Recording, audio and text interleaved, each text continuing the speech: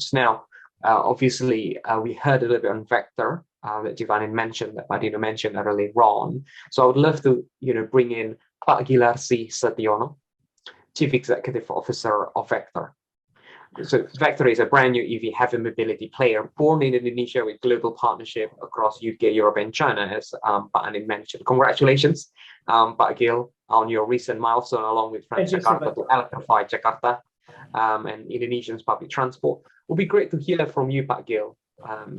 What Vector all about, and what's your plans to mainstream the net zero mobility agenda across Indonesia and beyond?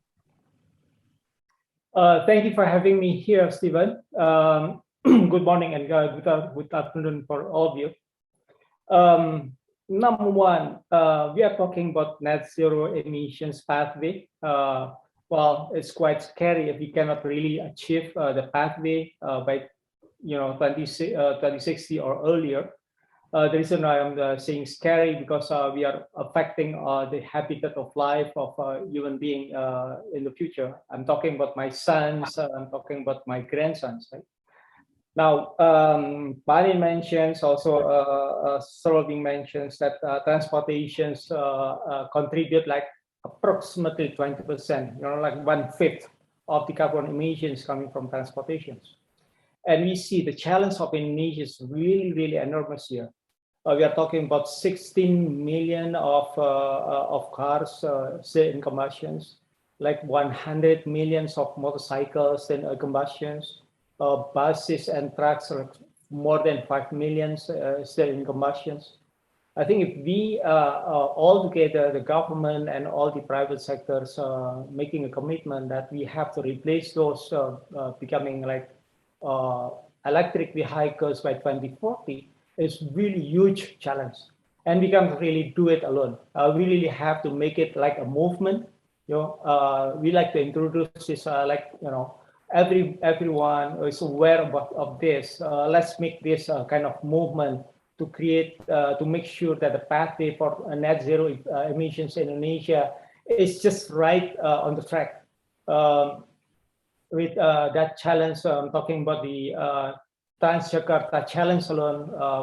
Payana is managing like almost 5,000 buses, and within the space of 8 years, Payana has to manage the transitions between the combustions to electric vehicles, which is, that's on top of that. Payana is being given the challenge to grow the populations of buses from 5,000 to 10,000 units for Jakarta alone, which is still, if we are seeing the rate of adoptions of the EV in Indonesia, because of many things, still, remain like a big roadblock in front of us. So we have to really remove these roadblocks together. We cannot do it alone.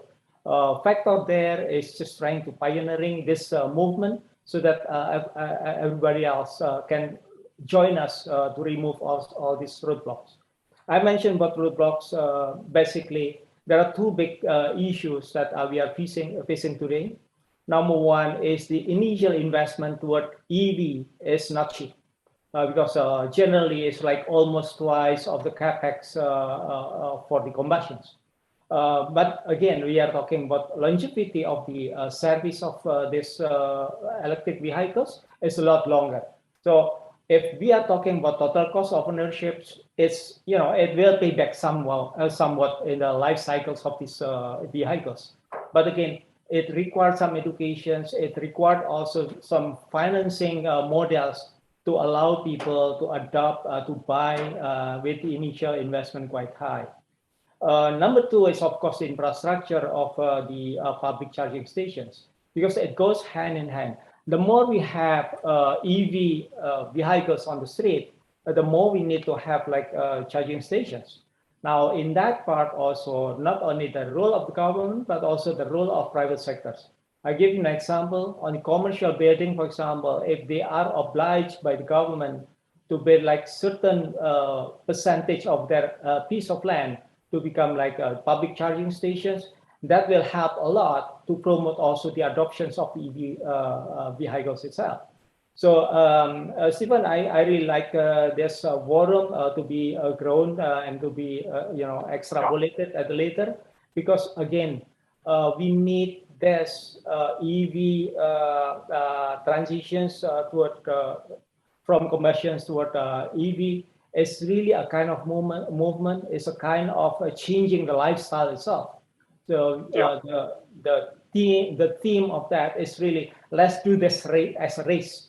We race for a cleaner air. So Factor is really asking and inviting all the parties to make this as a race, and let's make this as a race toward a cleaner air. So thank you again for this opportunity to promote this kind of lifestyle and movement, Stephen. Thank you.